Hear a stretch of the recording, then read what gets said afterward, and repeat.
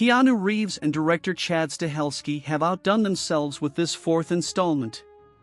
John Wick, Chapter 4 begins with a punch so hard and so loud, it jolts you upright in your seat. After that punch, we get another, and another, and another. Even though we expect every subsequent punch, the impact never lessens as John Wick aka Baba Yaga, Keanu Reeves, prepares for yet another fight.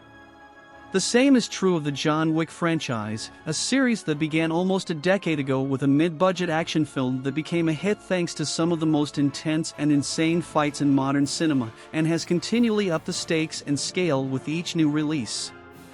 But even though John Wick has been a reliable source of some of the best action scenes in the 21st century, there's only so far this franchise can go without showing its seams or going to even more absurd lengths that undercut it. Even with 2019's John Wick, Chapter 3 Parabellum, it often felt like some of the same concepts were being reused, just with new weaponry and different colored neon lights illuminating the fights. But with John Wick, Chapter 4, series director Chad Stahelski and 4's writers Shay Hatton and Michael Finch do give us an opening half that feels like a sort of greatest hits of elements we've seen before, but with enough added blood, literal and figurative, and a second half that feels wholly original, with some of the best, most exciting work this franchise has given us so far. Chapter 4 keeps the plot to a minimum, as John Wick is continuing his fight against the High Table, attempting to get out from under their thumb.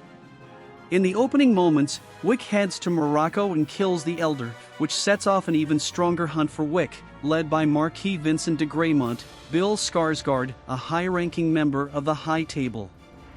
Wick once again sets on a mission to kill his way to his freedom, taking him around the world, meeting old friends and new enemies.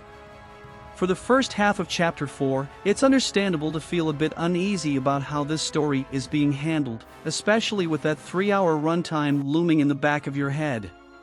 Some of the fights occasionally feel reminiscent of those from previous films, while this first half also spends plenty of time setting the table for the High Table.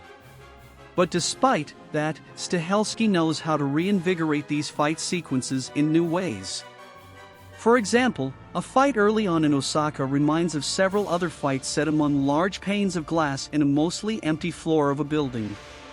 And yet, this only comes to mind in passing, as there are enough new pieces to make this all work, such as new characters like the blind assassin Kane, Donnie Yen, who has been tasked by the High Table to take out Wick, as well as Shimazu Koji, Hiroyuki Sanada, the manager of the Osaka Continental Hotel, and his kick-ass daughter/concierge Akira, Rina Sawayama, who might just be the best addition to this series yet. Also, this scene gives John Wick nunchucks, and that is more than enough. Another scene later on is a bit more questionable, centering around Killa, the head of Germany's table.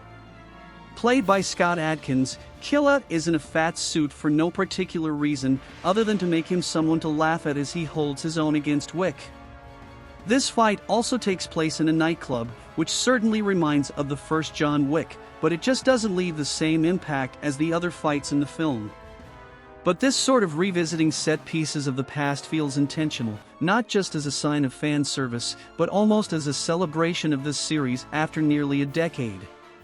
These sequences might not feel familiar to those who only saw these films once in theaters, but for those who love this series, the nods to the other films in this series feel purposeful. That's because by and large, John Wick, Chapter 4 feels at least like this series saying goodbye to this piece of the Wickiverse, and decide to do so in style. This is especially true in the film's back half, which is quite literally the most insane fight scenes in the entire franchise put back to back to back. It's not hyperbole to say John Wick, Chapter 4 ends with some of the most impressive sequences Wick has ever seen, but some of the best action scenes in recent memory. Narratively, Chapter 4 isn't reinventing the wheel from what we've seen before, yet Stahelski knows how to up the ante in shocking fashion. If Parabellum added knives and dogs to the equation, Chapter 4 adds car crashes, overhead angles, and some of the most absurd ways for Wick to get hurt and yet still survive. Wick is like a live-action Wile E. Coyote. Stahelski relishes the video game logic and style for this film, as Wick's mission sets him on side quests with different achievements to meet, mini-bosses, and even fights that feel straight from a game. For example, the aforementioned club fight almost feels like Wick and Killa could be fighting in a Street Fighter level, as dancers continue their partying, despite people dancing all around them, and one scene set at the Arc de Triomphe feels similarly gamey, but in a good way. Even one segment near the end is as if Stahelski put Wick in Smash TV or Hotline Miami. Chapter 4 also does the best job so far in this series of building out this world in ways that don't overcomplicate or overtake the narrative at hand. The high table is kept deliberately vague, as it probably should be, as it only adds intrigue to this mysterious group, while it's still a joy to see Wick's usual companions like Ian McShane's Winston and Lawrence Fishburne's Bowery King. But adding to the fleshing out of this world are these new characters that feel as though they've belonged this entire time.